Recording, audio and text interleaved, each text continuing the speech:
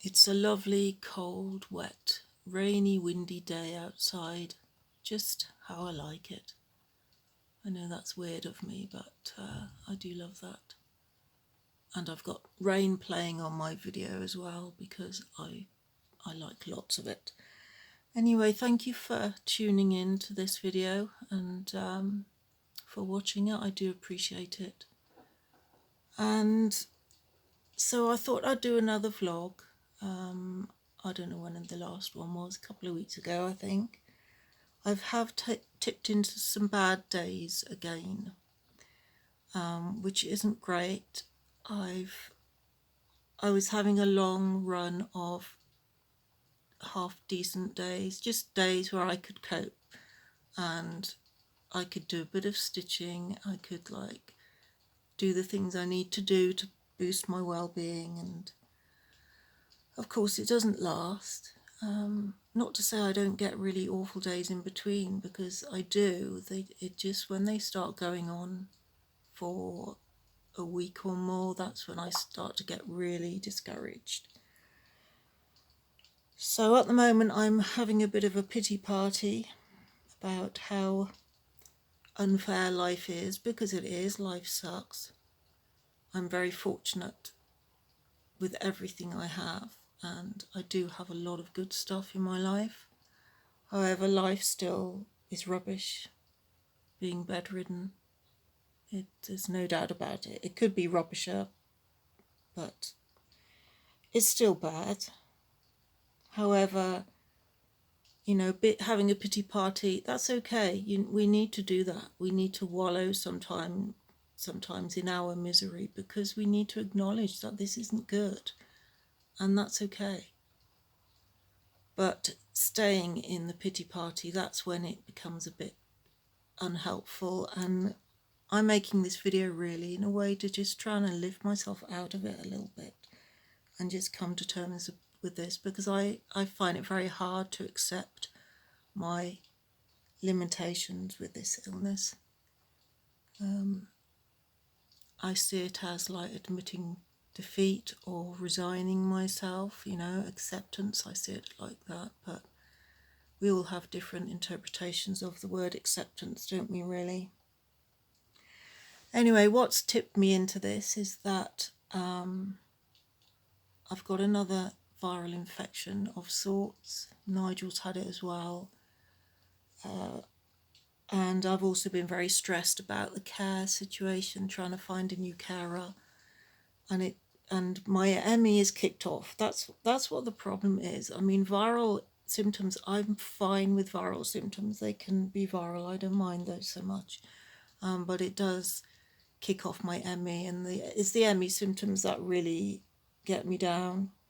So I've got a lot of stomach pain. It hits my digestion every time, so I get a lot of stomach pain and nausea, and which creates a lot of malaise and fatigue and head to toe nerve pain. When my stomach gets affected, it sweeps through all of my systems, because it's like a multi-system illness. And it has really knocked my mental health, as it always does. I'm really struggling to keep any optimism. And I am on an antidepressant called citalopram. I'll just get it and show you. Hang on. This is what I'm taking, citalopram. It's actually, I don't know if you can see inside, it's liquid. It's a liquid antidepressant. Most antidepressants come in a liquid form, but we can't always get them in this country, UK. However, I was recommended to try and get hold of this in a liquid form, recommended by my occupational therapist. She's now retired. The reason being that liquid antidepressants tend to be better quality. They also, you can start them at a really tiny dose, unlike the tablets. You can grind up tablets to make them powder and take them tiny doses, but my body is so sensitive to medication that I do have to start with a tiny dose. So I started over the past, 8 weeks or so, even longer perhaps, I've been upping the dose and I'm now at 4 drops. I've been on 4 drops, the full dose of 4 drops for about 6 weeks. It's supposed to start working between 4 and 6 weeks. I've yet to feel that they're working, but perhaps it's not a high enough dose yet. The surgery weren't able to get this for a long time. They said it was the supply issues. There was a problem with the supply issues, which I know there has been with other medication because of lockdown and COVID and the Ukraine war, whatever. But I've been able to get some now. It's more expensive than the tablets, of course, which is probably another reason why the doctors are reluctant to give it. However, I managed to get hold of this, and I'm going to try to see how I go on it. Years ago, I had a mental health assessment by a psychiatrist. This is when I first became bedridden.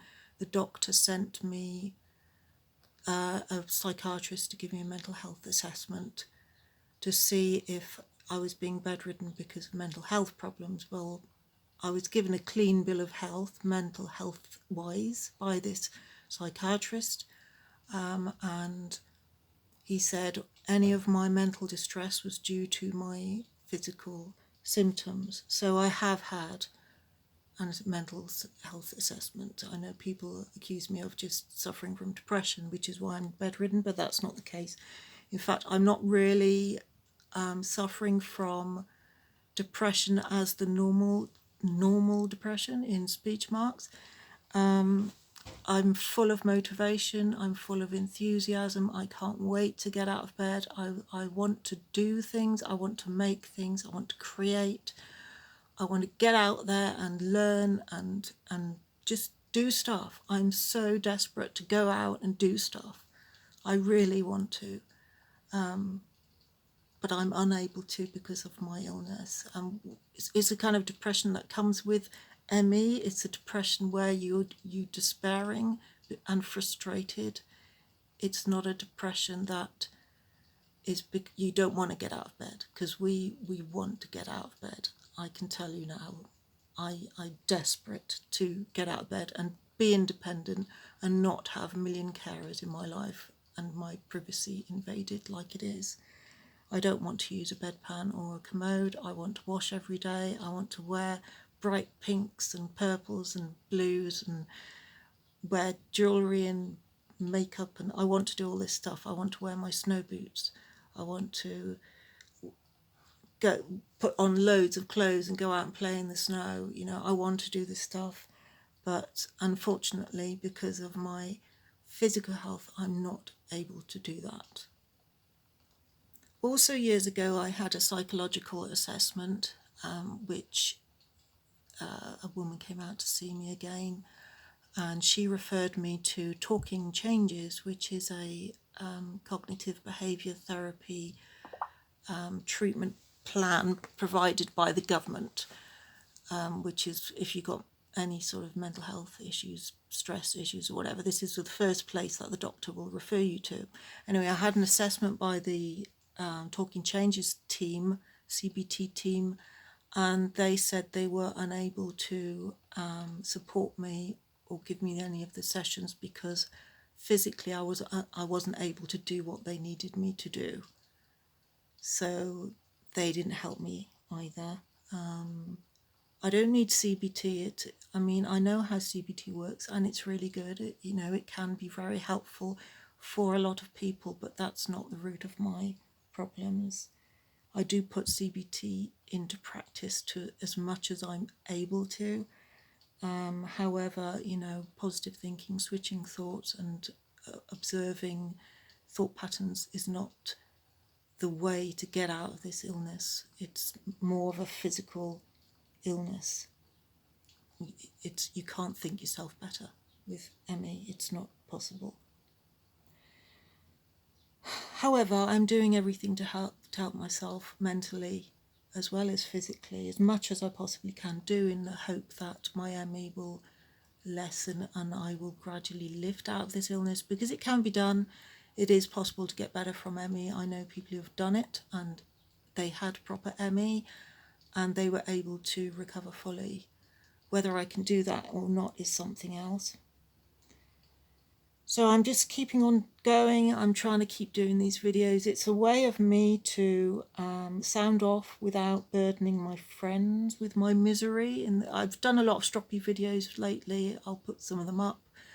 It's a way of unburdening myself to the world, like publicly getting it out there and being heard, without, like I said, burdening my friends, although they don't mind being burdened, as I call it. They've got extreme problems themselves. Some of them are bedridden with ME as well.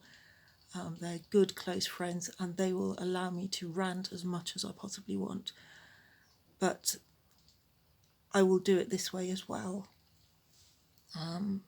because I'm aware of their needs as well. You know, I don't want to overdo it. I can be really miserable. However, I've also recorded some few more upbeat videos.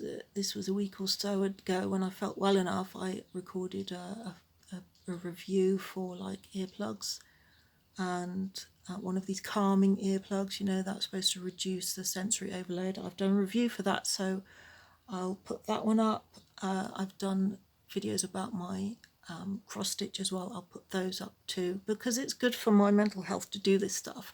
I want to do it. I want to show that I can do it. And so I will. And by the way, I do have counselling 2 to 3 days a week, 20-minute phone calls by a fantastic practitioner, private practitioner, who has literally kept me alive, because I have been suicidal over the past 13 years, many times. I want to live, I don't want to die, but I also want to stop my suffering. But however, I'm still here, so I'm still fighting. I'm still an ME warrior.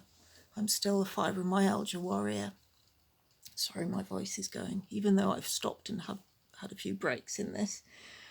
And I do appreciate your positive, like, supportive comments on my upbeat videos and on my really dreadful moment videos. I appreciate everybody's kindness and support. I really do.